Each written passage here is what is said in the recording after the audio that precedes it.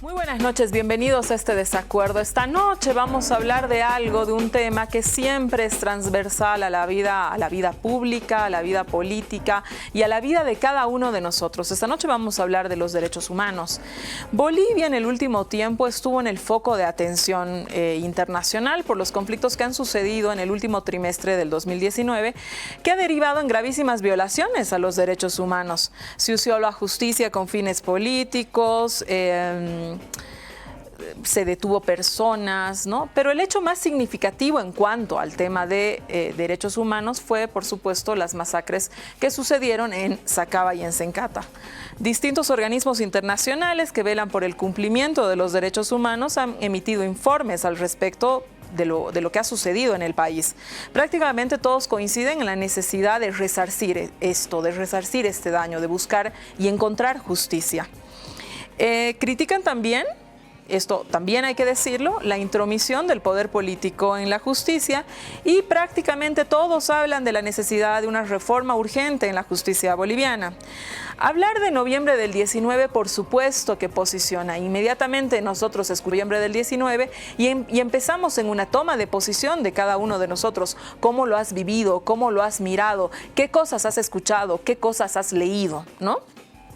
Queremos ir más allá de la politización y la inmediata parcialización que significa noviembre del 19 y hablar de algo más profundo, que son los derechos humanos y cómo evitar que las violaciones de los derechos humanos vuelvan a suceder en nuestro país. Esta noche vamos a tener dos invitados muy especiales, polémicos ambos, precisamente con este tema, y hemos pedido a la producción que nos prepare una pequeña biografía de cada uno de ellos. Vamos con eso. Paulo Abrao es un experto en derechos humanos. Nació en Brasil y fue secretario ejecutivo de la Comisión Interamericana en Derechos Humanos, CIDH, desde el 2016 hasta el 2020. Abrao se desempeñó como secretario ejecutivo del Instituto de Políticas Públicas en Derechos Humanos del Mercosur, presidente de la Comisión de Amnistía de Brasil, secretario de Justicia de Brasil, presidente del Comité Nacional para Refugiados y presidente del Comité Nacional en contra del Tráfico de Personas. Durante su gestión en la CIDH, lideró la misión que llegó a Bolivia a fines de noviembre del 2019 para verificar la vulneración de derechos humanos en la crisis postelectoral en el gobierno transitorio de Yanine Áñez. El informe fue casi demoledor, rechazado por las autoridades gubernamentales de entonces, y también fue la clave para la conformación del grupo interdisciplinario de expertos independientes. Nadia Alejandra Cruz Tarifa es abogada y actualmente la defensora interina del pueblo desde el 30 de enero del 2019. Conformó la comisión jurídica del comité impulsor del juicio contra el exprefecto del departamento de Pando, Leopoldo Fernández, por el caso Masacre del Porvenir y fue también una de las promotoras del juicio contra el expresidente Gonzalo Sánchez de Lozada. El 13 de julio del 2020, el gobierno de Yanine Áñez desconoció su gestión al argumentar que usurpaba funciones de la Defensoría.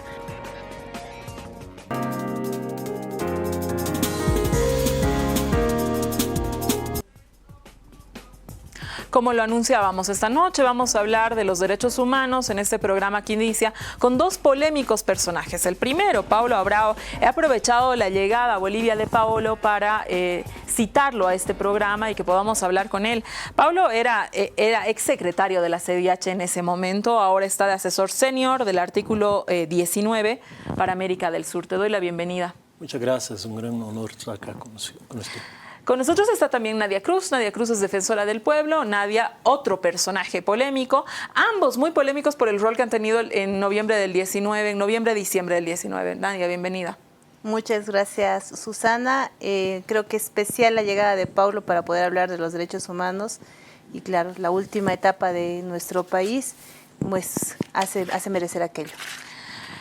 Paulo, a ver, no es la primera vez que vienes a Bolivia. Has estado aquí, como lo hemos visto en producción, a finales de noviembre del 19. Has hecho una visita la última semana de noviembre, en ese entonces, con el propósito de ver qué era lo que estaba pasando. Pero la pregunta es, ¿qué te trajo? ¿Cómo es que llegaste a Bolivia? ¿Por qué tomas la decisión de venir a Bolivia? ¿Cuáles son los elementos que agarran y dicen, bueno, nosotros tenemos que desplazarnos al lugar para ver qué es lo que está pasando?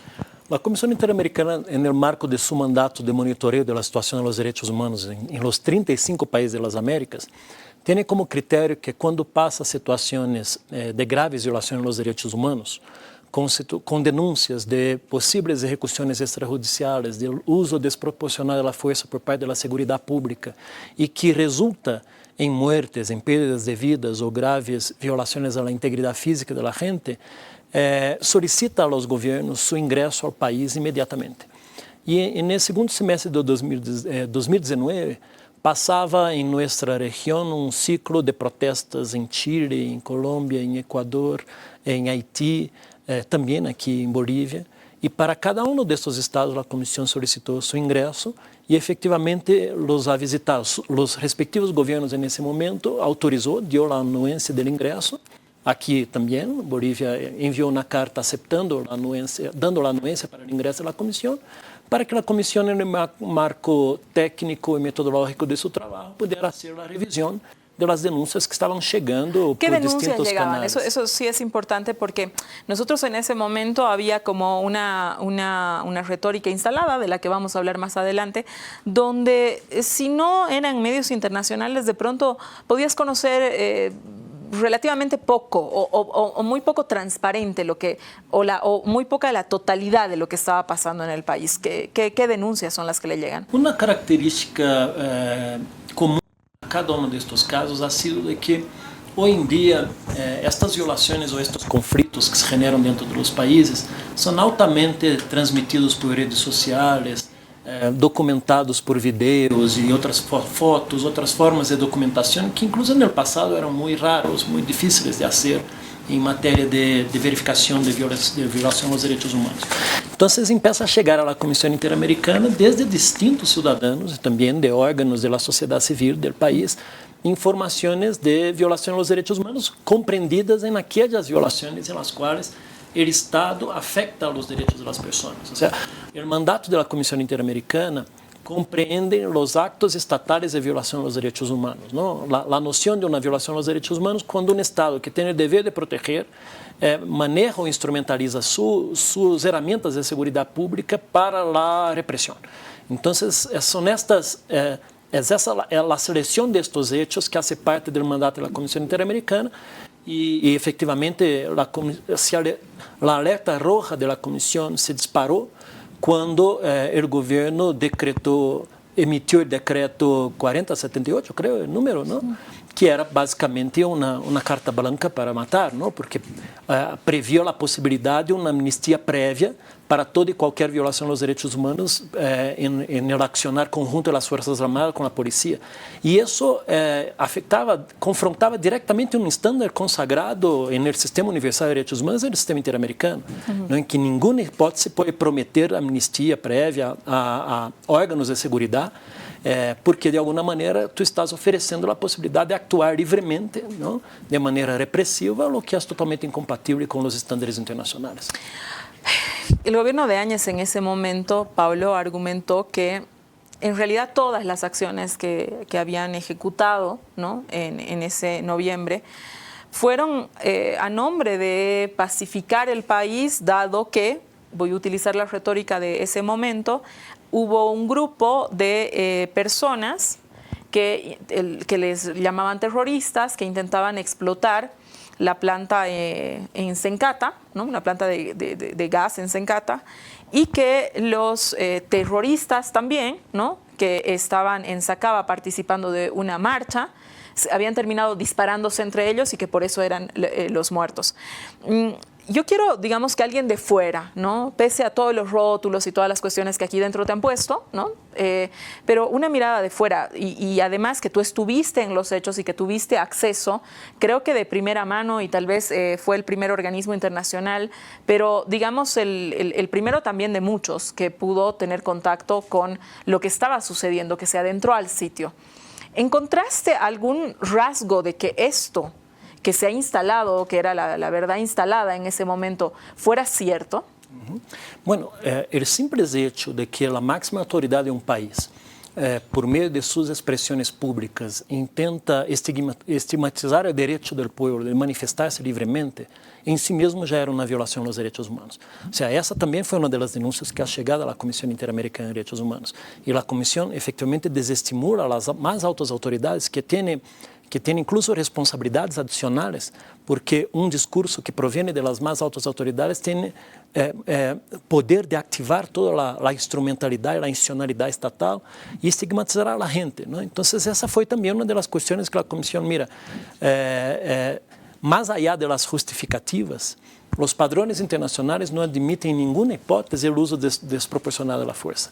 Mesmo consideremos que foi uma verdade. O informe da comissão concluiu que não era verdade, o informe do RIE concluiu que não era verdade, o informe das Nações Unidas concluiu que não era verdade, o informe de Harvard concluiu que não era verdade, de Amnistia Internacional que não era verdade, Human Rights Watch não era verdade.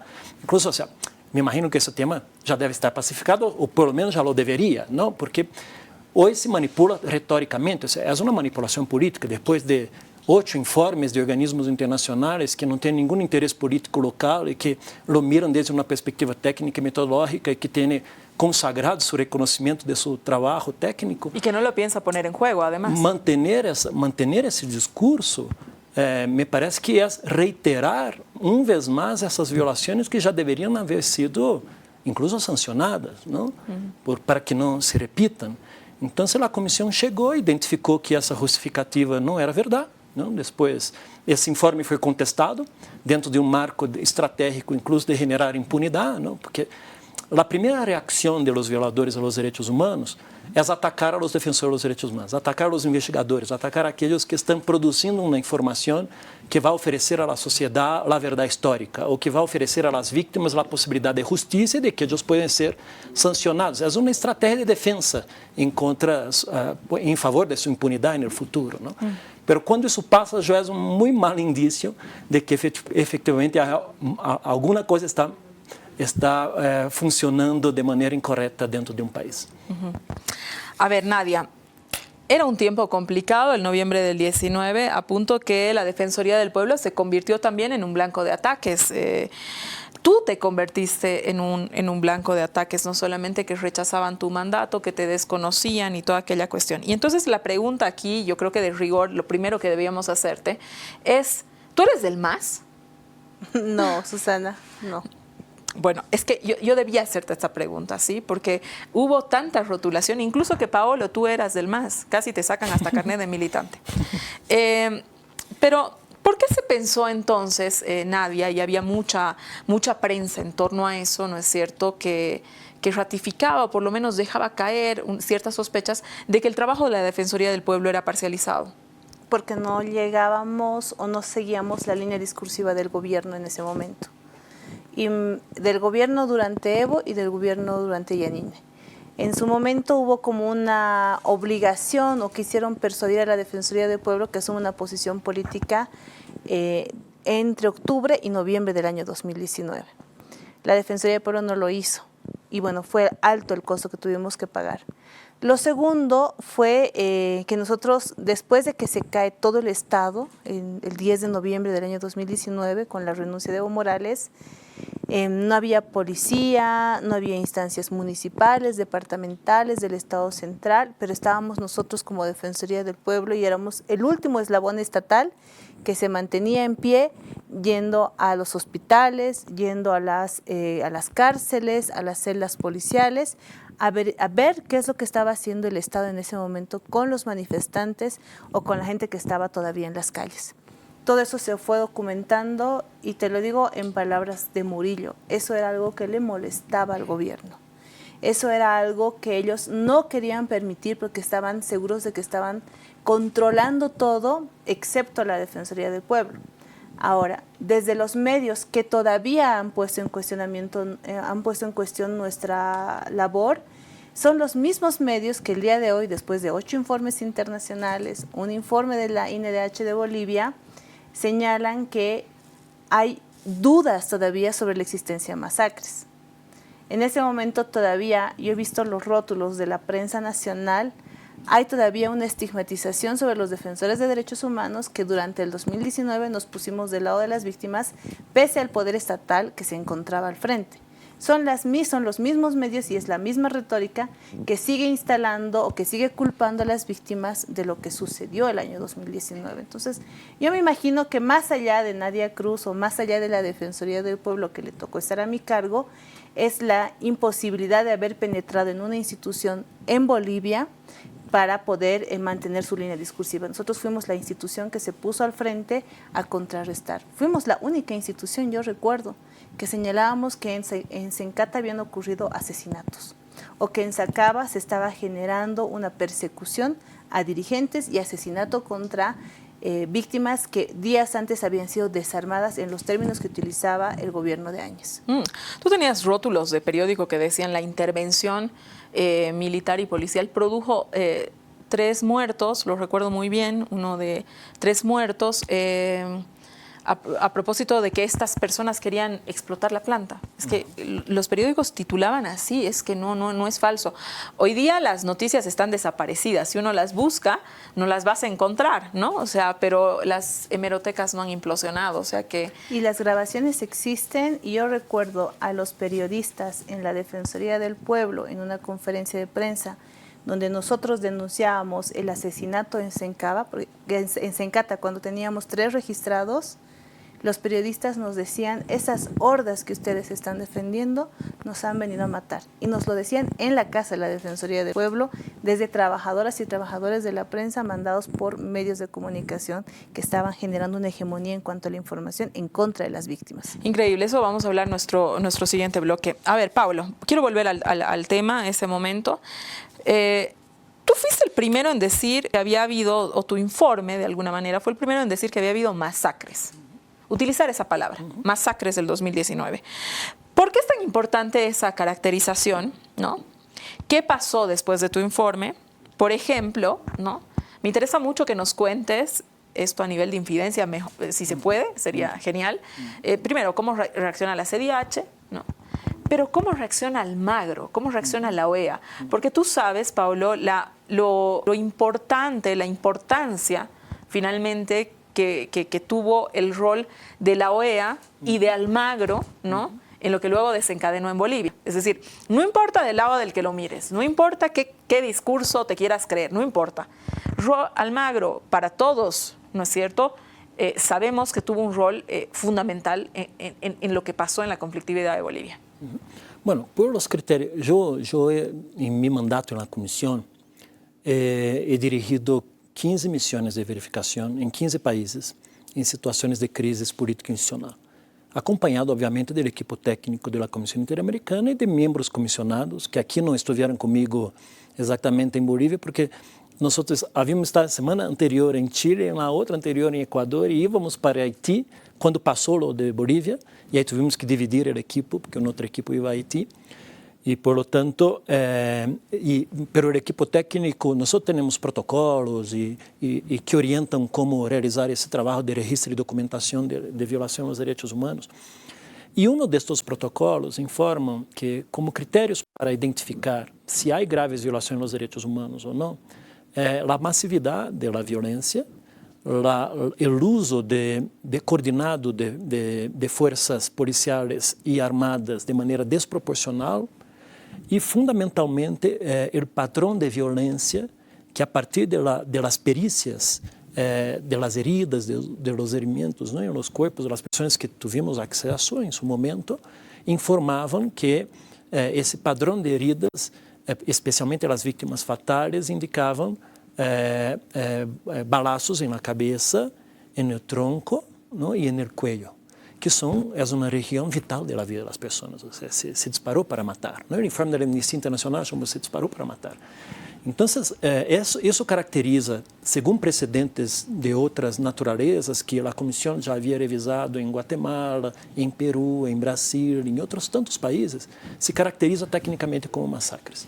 Entonces, esta designación como masacre nada más es do que a categoria prevista nas normas internacionais.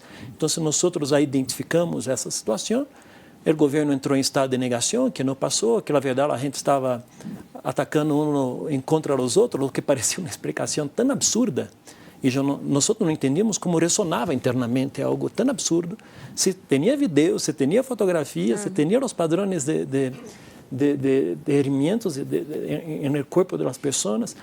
Então, a comissão tinha que manter sua posição neutral, técnica, sabendo que isso ia a contrariar o governo, porque nossa tarefa não é agradar o governo do momento. Né? Nossa tarefa é monitorear, documentar e pronunciar a partir de nossos parâmetros técnicos internacionais. Essa foi a labor que a comissão realizou. O que nos surpreendeu foi exatamente o ataque que se generou, um profundo ataque, uma profunda desinformação, e que desde a mirada internacional significava uma manipulação da informação dentro do país, e que obviamente só se explicava a partir de alguma disputa política interna. O intento de politizar o labor técnico de um trabalho como a Defensoria do Povo, que é um órgão autônomo independente, uma comissão interamericana que tem mais de 60 anos de história e padrões iguais de trabalho e funcionamento em todos os países, de tentar estigmatizar, descalificar, descredibilizar esse trabalho, atacando personalmente seus titulares, buscando em suas histórias de vida se há algum interesse por detrás, umas coisas absolutamente inexplicáveis assim, demonstra qual era o grado de gravidade do que estava passando aqui, não? De como realmente havia uma situação que era uma crise muito profunda. Não? Pero depois que saem os informes técnicos internacionais, a prensa independente, séria, que efetivamente revisa os hechos de maneira objetiva, não? Já nem deveria mais permitir a repercussão da negação destes temas. Não? Então, a insistência nisso é porque parece que há alguma agenda, não? Que é política, de tentar descaracterizar os intentos de afirmação democrática de um país, porque conhecer estes hechos é a oportunidade de não repeti-los. É a oportunidade que um país conheça seus erros, reconozca esses erros fundamentalmente, não? E genere actos para generar fortalezas institucionais para a não repetição. Isso passa por a reparação às vítimas, verdade, memória e justiça para todos, protocolos de uso da força a partir de padrões de enfoque de direitos humanos. Não se pode chegar com um efetivo de tal leis de amnistia como aqui se ha intentado generar, não? Então, Bolívia é um país que historicamente ha estado aberto ao escrutínio internacional. Então, esse é um valor muito importante para a proteção do povo boliviano. Quando esse informe se apresenta no âmbito da OEA, que é a sua pergunta específica, aí havia dois tipos de resposta institucional. Uma da área eleitoral, política, que havia então sacado um informe na madrugada de um dia sobre a suposta fraude que havia passado, não? Revisando temas eleitorais, e outro da Comissão Interamericana, no marco de seu mandato, revisando temas de direitos humanos. Nós se tu miras nosso informe, nós não nos metimos em nada no aspecto eleitoral, porque não é nossa tarefa, não era parte de nosso mandato. Nosso mandato era saber se a partir de uma crise política que se instalou no país, disparado por ele informe da OEA, se isso ha generado e ha resultado em situações de violação dos direitos humanos, então aí entra a Comissão Interamericana de Direitos Humanos nisso. Então, também em tentar mirar a Comissão, isso só foi possível porque a Comissão é um órgão autônomo independente também, apesar de pertencer à estrutura da OEA, é um órgão autônomo independente, de acesso a trabalho sem qualquer tipo de ingerência política. Então, nós sacamos nosso informe sem dar conhecimento prévio a nenhuma autoridade política interna, a nenhum Estado, e lo sacamos diretamente, tal qual lo hacemos para qualquer país. Não? Então, se houve algum desconforto interno, se houve alguma indisposição, ou se desagradou, tampouco nos importava, e não nos importa, não, porque cumprimos nossa tarefa. Era uma tarefa histórica, não, de contribuir a um país para que, revisando estes hechos, poderia identificar como construir um processo de reconciliação, tendo as vítimas no centro. E essa é a oportunidade que não pode perder-se. Não? Porque quando uma sociedade genera uma consciência de que isso não pode passar, em nenhuma hipótese, e tampouco se pode justificar isso a partir da ideia da estigmatização de que a gente era violenta, que a gente estava atacando, que a gente estava disputando politicamente, não há justificativa para violar o direito à vida de alguém. Eles não pertencem ao Estado a disponibilidade da vida de seus cidadãos bajo nenhuma justificativa. A ver, Nadia, antes de irnos al corte, yo te quiero preguntarlo. El antimacismo, cuando se argumenta que estas violaciones a los derechos humanos también sucedieron antes de la asunción de Yanine Áñez al poder, ¿no es cierto? La CDH lo confirma también en su informe, ¿no? Y, por ejemplo, lo que pasó en Ventilla, que hubo un ataque de una comitiva que venía desde Potosí. Cuéntanos qué hizo la Defensoría del Pueblo. También hay otro ejemplo, por ejemplo, lo de Montero, ¿no? Porque había una enorme información, desinformación alrededor del tema, que de alguna manera no queda claro qué es lo que pasó en ese momento. Nosotros iniciamos la documentación y el monitoreo sobre todo lo que estaba sucediendo dentro del país desde el 21 de octubre del año 2019. Empezamos a hacer registro de los heridos, de las personas que fallecieron primero en Montero y de todas las que fallecieron durante todo el conflicto. Pero hay una diferencia que nosotros cuando revisamos nuestra información y hacemos compartimos las intervenciones que tuvimos entre los accionares que tenían la policía y los militares respecto al trabajo de la Defensoría y respecto a los manifestantes. Hasta el día del motín policial, la policía boliviana era una institución que colaboraba, que no te generaba arrestos mayores a 8 horas, no te generó apertura de causas, pese a que la gente estaba actuando con mucha violencia, pese a los enfrentamientos que existían, particularmente entre civiles. Los registros de heridos o de lesiones a causa de intervenciones policiales, particularmente nosotros llegamos a registrar alrededor de 3 relativamente graves, que nosotros les hicimos seguimiento tanto para las causas judiciales como para la rehabilitación en centros hospitalarios. El 8 de noviembre, cuando inicia el motín policial, los efectivos policiales cambiaron totalmente de actitud y era una intervención que era respetuosa de los derechos a una intervención que era totalmente hostil con las víctimas y con las instituciones que estábamos al frente. Entre el 8 y el 10 de noviembre es donde se registran la mayor cantidad de personas arrestadas. Además, las denuncias por hechos de tortura y tratos crueles durante ese periodo, que se extiende hasta el 11-12 cuando se autoproclama Yanine Áñez en el poder. ¿Cuál es la gran diferencia? Que hasta ese momento teníamos enfrentamientos entre civiles y la mayor parte de las vulneraciones venía desde equipos o desde grupos civiles. Entre el 8 y el 11, entre policías que no se encontraban con la investidura en muchos casos o grupos paraestatales que estaban actuando con la anuencia de la policía. Cuando sube Yanine Áñez, incluso antes de que sea público el Decreto Supremo 4078, ya comienzan las intervenciones policiales y militares con armamento en contra de población civil. Entonces tú ya no veías que había gente peleándose y con una policía más o menos débil que podía detener ese enfrentamiento. Tú veías a los policías y a los militares que estaban yendo a perseguir y, como ha dicho Paulo, a matar a población civil. Esa era la gran diferencia. En todos esos momentos se generaron varios picos de desinformación. Lo que ocurre en Montero sucede a través de un fake news, que el Estado nunca pudo aclararlo, que la policía nunca se detuvo a hablar con las partes en conflicto, a decirles lo que había pasado y se desemboca en ese enfrentamiento donde mueren 3 personas.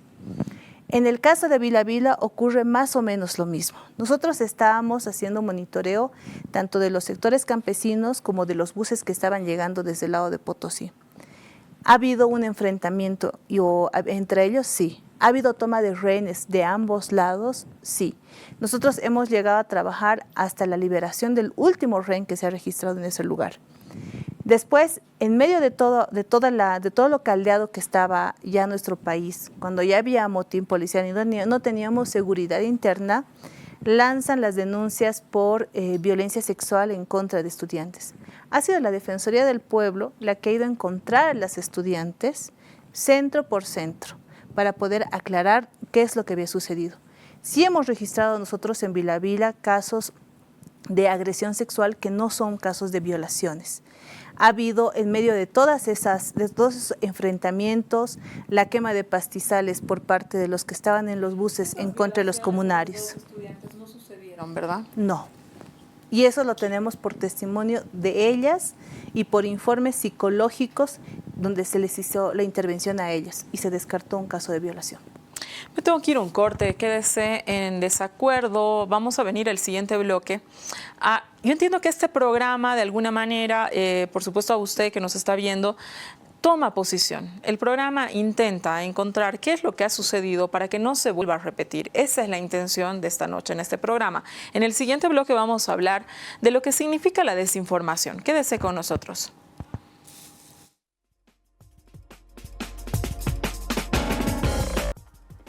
Volvemos esta noche, estamos hablando de los derechos humanos en Bolivia. A propósito de la llegada de Pablo Abrao, con él y con Nadia Cruz. Pablo, llegas a Bolivia como parte de una organización que se llama Artículo 19. A propósito, has llegado también con el director de Artículo 19, Jorge Díaz Guex, ¿sí? Y con Julia Rocha, que es la coordinadora del área de transparencia, y tú, llegaron toda una comitiva, digamos, ¿no? Esta organización defiende la libertad de expresión y el derecho a la información. Y yo al respecto te quiero preguntar, ¿cuánto daño le hace, ¿no? Estas noticias falsas a la democracia y a los derechos humanos? Porque, Pablo, a nombre de la libertad de expresión se viola derechos humanos, ¿no? Por razones políticas o comerciales, muchos medios o de pronto muchas personas que tienen muchos seguidores en las redes sociales no respetan la honra de las personas y lo apuntan, ¿no? Como un hecho de libertad de expresión, ¿no? Entonces, ¿cómo se puede poner ciertos diques de contención a estas situaciones que son muy comunes ahora y que, como nadie lo ha descrito en el anterior bloque, pueden precipitar conflictos y agravar conflictos, ¿no? Así es. Hoy la desinformación es uno de los grandes desafíos políticos y democráticos para los pueblos de todo el mundo, ¿no? Incluso para responder a las necesidades sociales, porque si miramos también lo que ha pasado durante la pandemia en términos de desinformación y cuántas personas dejaron de tener la atención adecuada, perdieron sus vidas llevándose por informaciones anticientíficas, ¿no? Sobre cómo manejar una pandemia global, o situaciones como se às vezes se instala uma mentira durante um processo eleitoral e contamina todo o equilíbrio interno, a paz social, e vai ter efeitos duradouros a largo prazo em um determinado país, não? Ou como em contextos de disputas políticas, como ha passado em Estados Unidos, a desinformação passa a ser uma estratégia exatamente para descredibilizar as democracias, as instituições democráticas, ou para ativar grupos radicais extremistas para atacar, invadir o Congresso, invadir o Capitólio ou qualquer outra coisa, não? E hoje em Brasil passamos por a mesma situação. É uma estratégia que afeta as democracias utilizando 3 métodos, né? Primeiro, descredibilizar as instituições, o sistema eleitoral, ponendo dúvidas, há fraude, qualquer coisa assim. Segundo, generando desinformação e fake news, alimentadas muitas vezes por redes ocultas que não têm a ver com os mais tradicionais meios de comunicação ou a prensa independente, aqueles que estão submetidos ao controle social. E terceiro, a ativação destas turbas sociais armadas para generar intimidação social, não? E evitar que as decisões públicas possam manifestar-se de maneira livre, espontânea e não bajo pressão de ameaças. Esses 3 passos passaram nos Estados Unidos, esses 3 passos estão passando em Brasil, e a sociedade civil empieza então a organizar-se para responder isso desde seus próprios meios de enfrentamento a essa realidade, não? E que mecanismos podem surgir a partir de aí? Há distintas experiências. Em primeiro lugar, a resposta institucional é fundamental. Os estados têm que criar mecanismos para exatamente oferecer a contra-informação de maneira com qualidade, de maneira objetiva, de maneira que a gente pueda compreender, não? Em linguagem que seja acessível, e oferecer essa alternativa de informação. Em segundo lugar, quando passa a situação concreta de ataque à institucionalidade democrática, há que haver consequências. Há que haver sanções e responsabilidade para as pessoas que atentam contra as instituições democráticas. Hoje, nos Estados Unidos, há mais de 100 pessoas detenidas por haver invadido o Capitólio. Se investiga o presidente por haver participado ou não de uma certa conspiração para generar essa desconfiança de sua população ao redor dos resultados eleitorais. Em Brasil, a Corte Suprema abriu uma investigação que hoy está de manera preventiva, a la luz de la experiencia que ha pasado en Estados Unidos, para evitar que se repita en Brasil, ya está haciendo la identificación de esas redes de desinformación que fueron creadas intencionalmente para manipular a las personas, ¿no? Entonces, essa fragilização dos espaços democráticos e públicos tem que ser objeto de profundo cuidado desde nós. ¿No? Então, em terceiro lugar, canais de denúncias, para que a gente também possa acceder a uma fonte confiável, não, que esteja dentro das instituições, porque supostamente não deve ser desde as instituições a fonte da desinformação, não? E fortalecer a posição da sociedade civil e das instituições autônomas, especificamente de direitos humanos. Porque esses lugares são lugares neutrais que não se movem a partir de critérios políticos. Então, desde aí se pode oferecer uma fonte de confiabilidade para ajudar a população a enfrentar estes temas. E, por último, há tema hoje muito emergente e urgente que tem que ver com o rol das grandes plataformas digitais, não? Que utilizam seus algoritmos, que oferecem informação orientada que a gente quer escutar a partir de seus me gustas, né? E, por lo tanto, esses algoritmos não permitem uma diversidade e uma pluralidade de informação. Então, há que ter também uma pressão sobre estes grandes medios, essas grandes corporações, são cinco as grandes das Big Techs que estão em Califórnia, para que eles também possam ter um compromisso para que seu conteúdo seja o mais diverso e o mais plural possível, ¿no?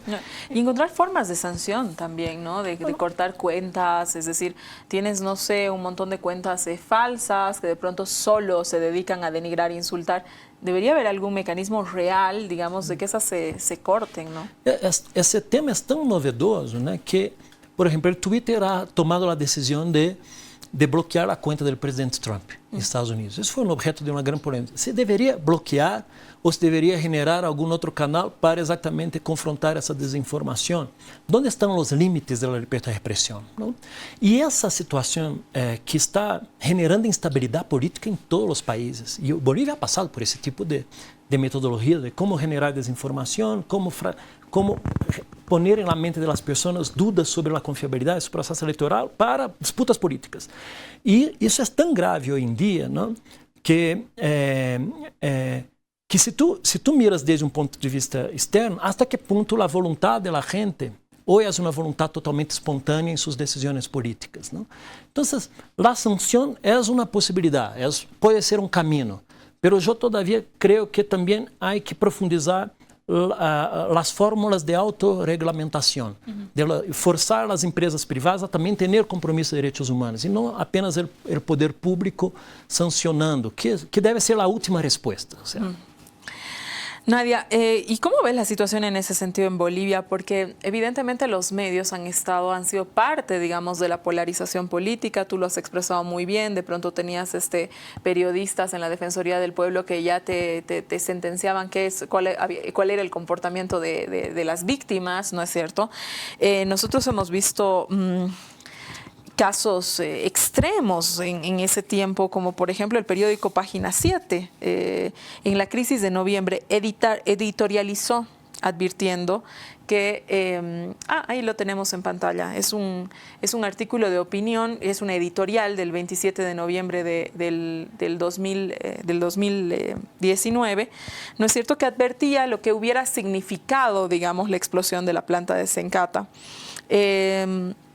Luego, una vez que salen toda esta cantidad de informes, efectivamente el periódico ya empieza a utilizar la palabra masacres. No la utilizaba antes, ¿no? La ponía entre comillas o sencillamente no lo utilizaba. Y luego lo empieza a utilizar. Y luego cuando uno busca, por ejemplo, este editorial que lo hemos mostrado en las redes sociales, el editorial ya no está, ¿no?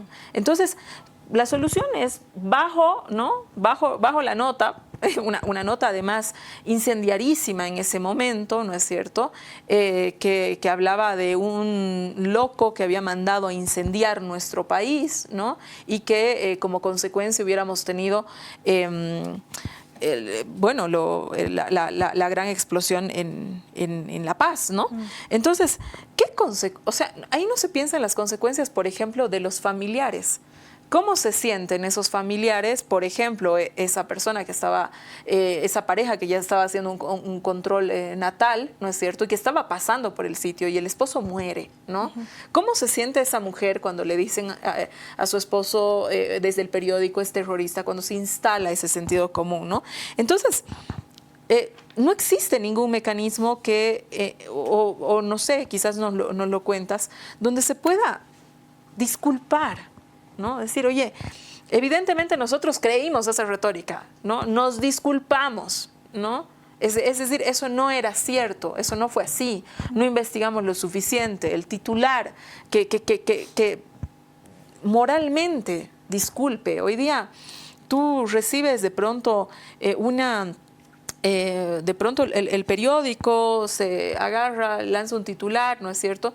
Y tú haces un reclamo y los códigos de ética están, pero los códigos de ética de pronto tampoco son una respuesta, porque así como ese titular ocupó un editorial, ocupó una tapa, ocupó todo aquello, cuando se sabe que eso no es cierto, no tienes la tapa que dice que no es cierto. Y yo me animaría a incorporar no solamente ese daño moral, sino el material. En el 2019, a consecuencia de estos discursos que eran de odio, eran de rechazo a las víctimas, en ese momento se cerraron hospitales, cerraron servicios de salud, cerraron pasos para ambulancias para esta población. Entonces, ahí los medios de comunicación, Página 7 ha sido uno de esos, sí tiene que generar procesos de lo que decía Paulo, autorregulación, porque las consecuencias de proliferar estos discursos de odio contra las víctimas y luego contra defensores de derechos humanos, o la estigmatización sobre todo lo que sucedió, no le hace bien al país y no le hace bien al ejercicio de derechos. A ello sumaría, además, otra debilidad que tenemos dentro del Estado.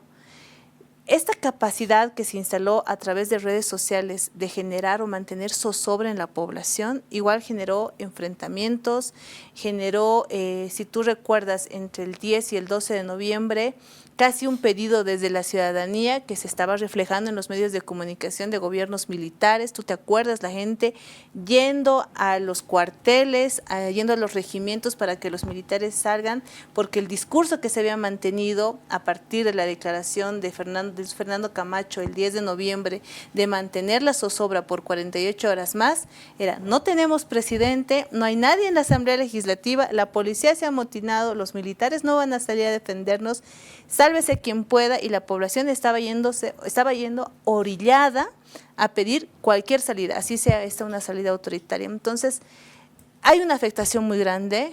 Yo creo que la ley esta de rectificación a través de las editoriales o la forma de rectificación no es suficiente, más en situaciones tan conflictivas que, además de poner en peligro a la población, yo he detenido a los periodistas o a los trabajadores de la prensa de estos mismos medios en nuestra oficina pidiendo apoyo, porque lo que ellos hacían en las calles o el trabajo que cuando recogían información en las calles no era reflejado por sus medios, y eso automáticamente les ponía en peligros, sea por el sector en un momento de los pititas o en un momento de los masistas. Les ponía en peligro en ambos lados. Entonces, tampoco hay una reflexión, más allá de los discursos de odio y sus consecuencias, sobre la situación que están poniendo a los propios trabajadores de la prensa cuando les mandan a cubrir cosas que luego no se van a reflejar en el medio. Pablo, ya para ir finalizando este bloque, ¿cómo ves la situación de los derechos humanos en Bolivia? ¿Has llegado, has estado muy atento a lo que ha estado pasando desde diferentes, digamos, lugares, ¿no? Instituciones o cargos que te han tocado ocupar? Creo que tu mirada nunca Bolivia ha estado fuera de tu radar. Entonces, ¿cómo ves los derechos humanos en nuestro país? No, efectivamente, cuando asumí la Secretaría Ejecutiva de la Comisión, uma de minhas primeiras medidas foi instalar uma capacidade interna para monitorear de maneira igual a todos os estados da região. A comissão tinha uma crítica de que falava forte com os pequenos, pero falava floja com os grandes, não, de la região. Pero su mandato incluía os 35 países da região. Entonces nosotros hablamos fuerte con la grave crisis en Venezuela, en Nicaragua. Después de 35 años hicimos un nuevo informe sobre la situación en Cuba. Denunciamos las políticas migratorias de Trump, la separación de los migrantes en la frontera, la construcción del muro, las ejecuciones penales, la intervención policial violenta, racista, ¿no? En contra de la población negra, generando padrões de reincidencia. Fuimos fuertes en contra de Brasil, en las manifestaciones antidemocráticas, bueno, Chile, Bolivia, Ecuador y Colombia con las represiones que resultaron en pérdida de vidas. Y bien, nuestra región en general tiene grandes problemas estructurales. Y uno de estos problemas estructurales pasa por la incorporación de los derechos humanos como una política de Estado, que debe ser un compromiso suprapartidario, que não deve ser uma agenda estigmatizada como de esquerda ou de direita. Hasta porque nas histórias de cada país, os direitos humanos se vinculam mais à direita ou à esquerda, dependendo do desafio que se tem. Não? Então, quando há ditaduras de esquerda, o movimento de direitos humanos se genera desde a sociedade civil de direita, politicamente. Quando há ditaduras de direita, os direitos humanos se criam a partir de uma base social mais vinculada às ideias da esquerda. E isso não deveria ser o parâmetro de medição sobre o exercício e reconhecimento dos direitos das pessoas. Então, onde estão esses problemas estruturais?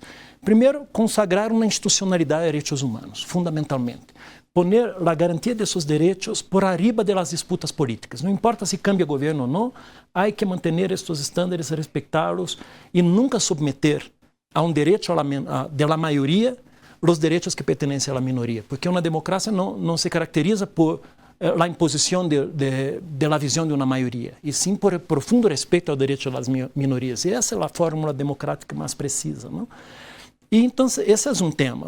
O segundo tema estrutural é a profunda desigualdade.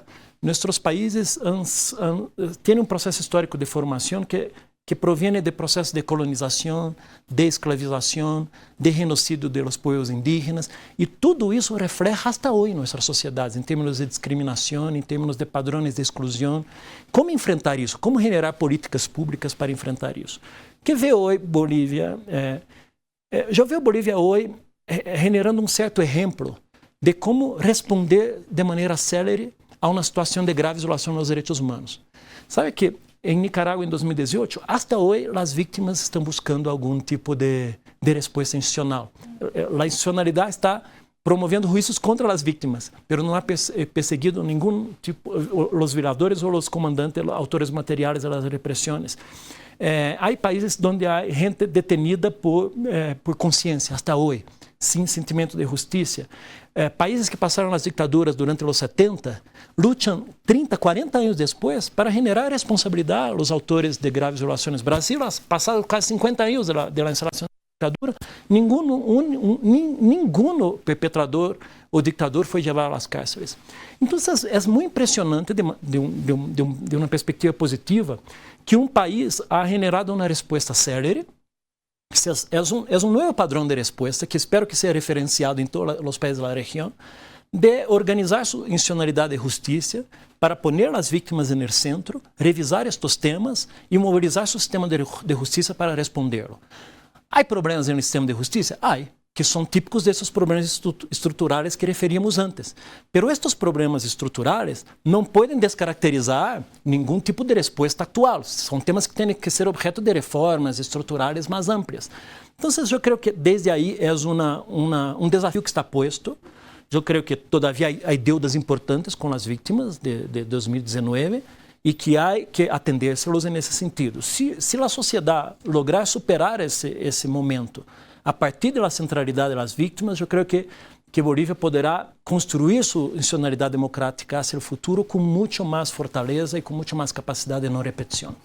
Gracias, Pablo. Me tengo que ir a un corte, quédese ya con las conclusiones de nuestro programa.